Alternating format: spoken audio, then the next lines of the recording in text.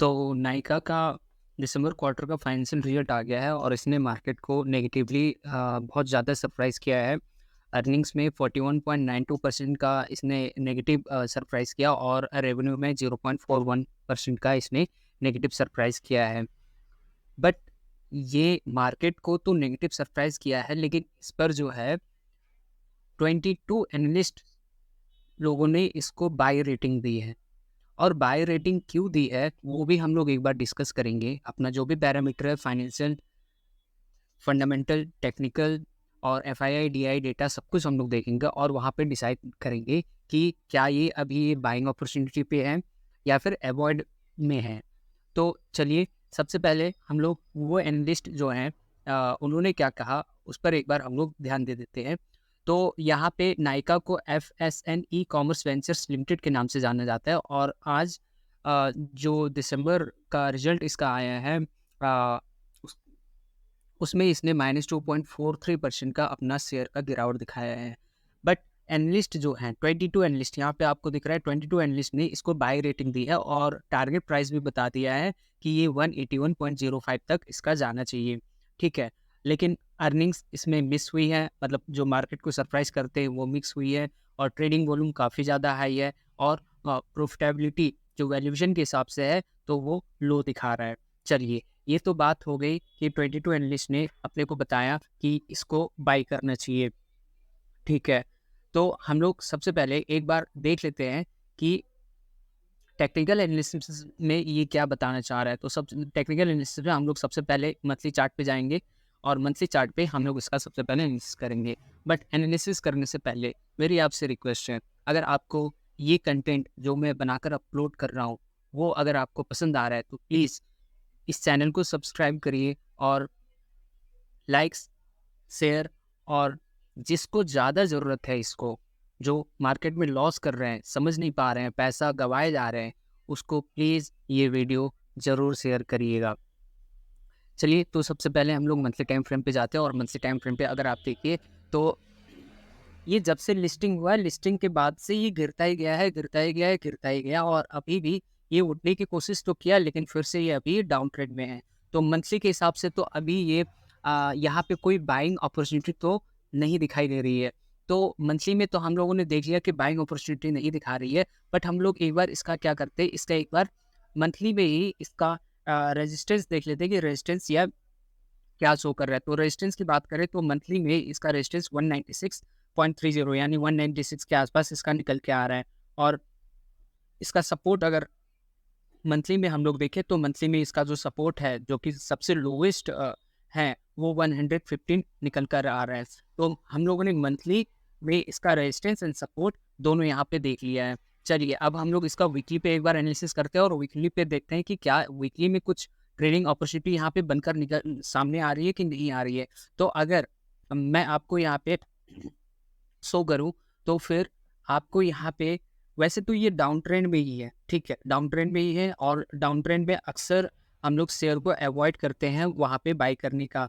But यहाँ पे एक पैटर्न बन रहा है, उस पैटर्न के हिसाब से थोड़ा बहुत यहाँ पे रिस्क लेकर स्विंग ट्रेड किया जा सकता है। वो पैटर्न कौन सा है, अगर आपको चार्ट पैटर्न समझ में आता है तो वो पैटर्न इस एरिया में यहाँ पे बना हुआ है और वो अभी रिटेस्ट करने को ही आया है। तो फिर मैं वो पैटर्न कौन सा है वो आपको मैं बता देता हूँ, फिर उसके बाद हम लोग डिसाइड करते हैं कि बाइंग अपॉर्चुनिटी है कि नहीं है।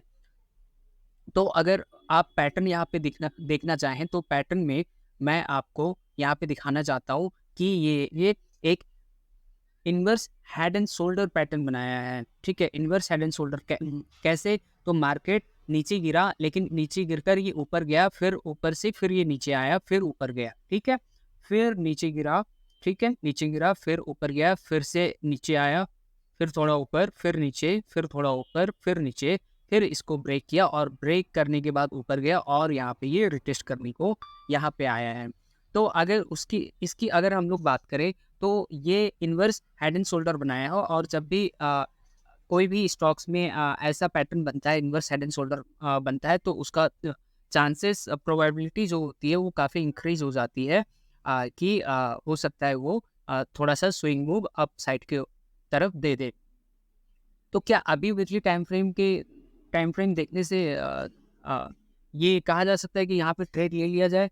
तो अभी तो मैं नहीं कहूँगा, क्योंकि यहाँ पे क्या हो रहा है कि अभी आपको वैसे तो चार्ट पैटर्न तो इनवर्स हेड एंड शोल्डर है, बट यहाँ पे अपने को अभी रेड कैंडल यहाँ पे बनता हुआ दिख रहा है।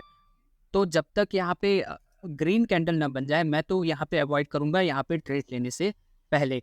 तो अगर यहाँ पे अभी आपको देखना पड़ेगा वीकली में, अगर इसी हफ्ते ये ग्रीन कैंडल बन जाता है या फिर है ना इसको प्राइस को रिजेक्ट करता है, क्योंकि यहाँ पे जो है एक अच्छा खासा यहाँ पे रेजिस्टेंस बना था और फिर से वो सपोर्ट में हो गया है, रिटेस्ट किया है।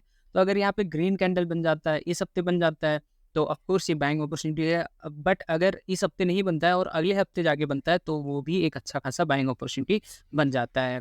तो बाइंग अपॉर्चुनिटी ऑफकोर्स ये 155 के आसपास अच्छा खासा बाइंग अपॉर्चुनिटी है। और अगर यहाँ से ऊपर बुलिश कैंडल बनकर ऊपर जाता है, तो फिर उसका टारगेट क्या होना चाहिए? तो टारगेट भी मैं आपको बता दूं, वीकली टाइम फ्रेम पे जो हम लोगों ने यहाँ पर ये ड्रॉ किया था 196, वही इसका टारगेट हो जाएगा। एंड इसका स्टॉप लॉस क्या होना चाहिए फिर? तो स्टॉप लॉस जो होना चाहिए वो मेरे ख्याल से इसका स्टॉप लॉस आप जो है यहाँ पर लेकर चल सकते हैं 130 के आसपास। तो वीकली टाइम फ्रेम पे अगर इस हफ्ते या अगले हफ्ते ये बुलिश कैंडल शो करता है, तो फिर हम यहाँ पे बाई करने का अपॉर्चुनिटी है। और इसका टारगेट 196.30 और इसका स्टॉप लॉस जो है 130 होना चाहिए। तो ये बात हो गई वीकली की।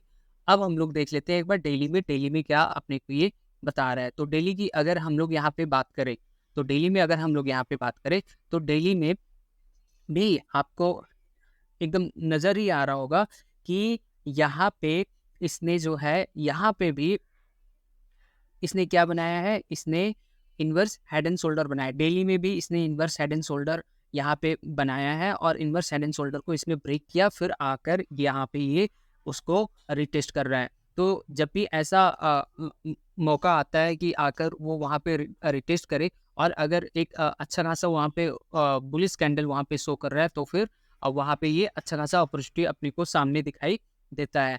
तो अभी तो आज आज ही इसका फाइनेंशियल दिसंबर का फाइनेंशियल रिजल्ट यहाँ पे आया, बट वो अपने को क्या शो कर रहा है, वो अपने को अभी रिजेक्शन मींस रेड कैंडल दिखा रहा है। तो यहाँ पे तो अभी कोई भी यहाँ पे बाइंग अपॉर्चुनिटी बनती हुई नहीं नजर आ रही है।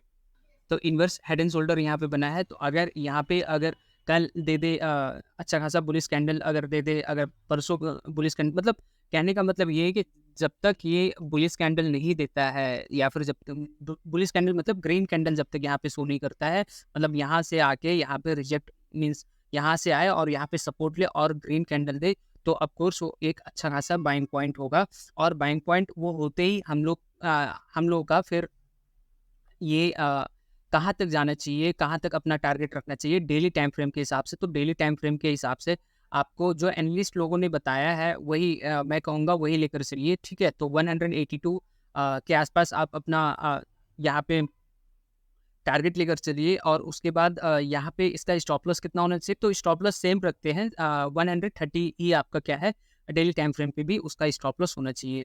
तो ये हो गई टेक्निकल एनालिसिस, हम लोगों ने टेक्निकल एनालिसिस कर लिया है।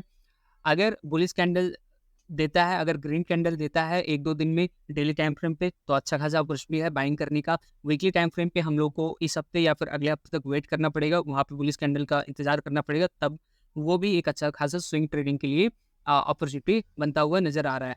अब आपका एक सवाल हो सकता है कि लेकिन मार्केट को इसने नेगेटिवली बहुत अच्छा खासा सरप्राइज किया है, तो क्या यहाँ पे रिस्क लिया जा सकता है? तो मैं आपको बता दूं, इसका फंडामेंटल काफ़ी अच्छा आया है, ठीक है। मार्केट को एक्सपेक्टेशन उस फंडामेंटल जो रिजल्ट जो फाइनेंशियल दिसंबर का आया है उससे ज़्यादा था, लेकिन उसने उसको मीट नहीं किया। बट दिसंबर क्वार्टर में सितंबर क्वार्टर के मुकाबले बहुत अच्छा खासा इसका अर्निंग एंड रेवेन्यू हुआ है। तो उस लिहाज से यहाँ पे बाई करने का अपॉर्चुनिटी आ सकता है अगर ये ग्रीन कैंडल दिखाता है तो। अब हम लोग एक बार इससे पहले भी देख लेते हैं, यहाँ पे भी अगर आप देखिए तो इसका सरप्राइज मार्केट को माइनस में ही किया है अर्निंग और रेवेन्यू, वो सितंबर क्वार्टर का मैं बता रहा हूँ। बट फिर भी वो जो है वहाँ से ऊपर ही गया है, ठीक है। तो यहाँ पे ये क्राइटेरिया मेरे ख्याल से फिट नहीं बैठता है कि मार्केट को नेगेटिवली सरप्राइज किया है तो फिर आपको यहाँ पे नहीं बाई करना चाहिए। चलिए, तो यहाँ पे मेरे ख्याल से आपको मैंने टेक्निकल एनालिसिस क्लियर कर दिया। अब हम लोग एक बार आ जाते हैं फंडामेंटल में, ये अपने को क्या शो कर रहा है वो एक बार देख लेते। तो फंडामेंटल के हिसाब से अगर आप यहाँ पे ध्यान से देखिए, तो करंट प्राइस तो अभी 156 है, हाई लो 196 14 का बनाया है, और market cap of course 44,509 crore का ये है। चलिए, तो एक बार 1 ईयर में देख लेते हैं। तो 1 ईयर में ये समझने की कोशिश कर रहा है, ठीक है। एंड 3 ईयर्स में ये डाउन ट्रेंड पे है, और 4 ईयर्स में, सॉरी 5 ईयर्स में डाउन ट्रेंड में ही है, और 10 ईयर्स में की बात की जाए तो वो भी अभी डाउन ट्रेंड में ही है। एंड ब्रोस क्या है कि 21.2% सीएजीआर 5 ईयर्स में इसने प्रॉफिट ग्रोथ दे दिया है, और कौन सा आप देख सकते हैं कि बुक वैल्यू से ज़्यादा महंगा है। प्रॉफिट तो रिपीटेड ये बता ही रहा है, बट वो डिविडेंड पे नहीं कर रहा है, और इसका इंटरेस्ट कवरेज लो है, और रिटर्न इक्विटी भी 4.55% 3 साल से है। तो एक वो ड्रॉबैक है। बट अगर बात करी जाए पीयर कंपैरिजन की, तो पीयर कंपैरिजन में ये जो नायका है, जिसको एफएसएन ई कॉमर्स के नाम से जाना जाता है, तो वो अपने सेक्टर का लीडर है। यहाँ पे वो टॉप में आता है, वो फर्स्ट पोजीशन पे आता है, ठीक है। क्वार्टरली रिजल्ट का एक बार हम लोग देख लें, तो क्वार्टरली रिजल्ट में अगर आप सितंबर क्वार्टर का इसका सेल्स देखें तो 1507 था, जबकि दिसंबर में ये 1789 हो गया, यानी इंक्रीज हुआ है। ऑपरेटिंग प्रॉफिट 81 से 91, सॉरी 81 से 99 हो गया, ये भी इंक्रीज हुआ है। पीबीटी जो है 13 से 26 ऑलमोस्ट डबल हो गया है, ठीक है, डबल हो गया। और नेट प्रॉफिट 8 से 17 ये भी क्या हो गया, ये भी डबल हुआ है। तो वी कैन से दैट ये काफ़ी अच्छा यहाँ पे इसका रिजल्ट आया है दिसंबर का, और उस हिसाब से मार्केट को इसने भले ही नेगेटिवली सरप्राइज किया है, लेकिन फंडामेंटल फाइनेंशियल रिजल्ट के हिसाब से इसने काफ़ी अच्छा यहाँ पे व्यू दिया है। तो हो सकता है काफ़ी लोग डर कर आज जो यहाँ पे रेड कैंडल बना उससे डर कर भाग गया हो, बट ये नहीं, ये हो सकता है एक वक्त में ये ग्रीन कैंडल देते। चलिए, तो एक बार हम लोग एफआईआई डीआई डेटा भी इसका देख लेते हैं कि एफआईआई और डीआई डेटा में ये क्या बताना चाह रहा है। तो एफआईआई डीआई डेटा अगर देखें तो सितंबर 2023 में 52.26% प्रमोटर थे, जबकि दिसंबर में 52.24% हो गए हैं, यानी स्लाइटली 0.02% का यहाँ पे डिक्रीज हुआ है। एफआईआई जो है 9.84 से 10.65% हो गए हैं, ठीक है। आप देख रहे हैं यहाँ पे तो ये इंक्रीज़ किया है एफआईआई ने। डीआईआई का 14.31 से भी 15.25, यानी दोनों एफआईआई और डीआई दोनों लोग बुलिश हैं, और पब्लिक में 21.87 परसेंट हो गया है दिसंबर में, जबकि सितंबर 23.60% था। उन लोगों ने अपना स्टेक, ठीक है, यहाँ पे डिक्रीज़ किया है।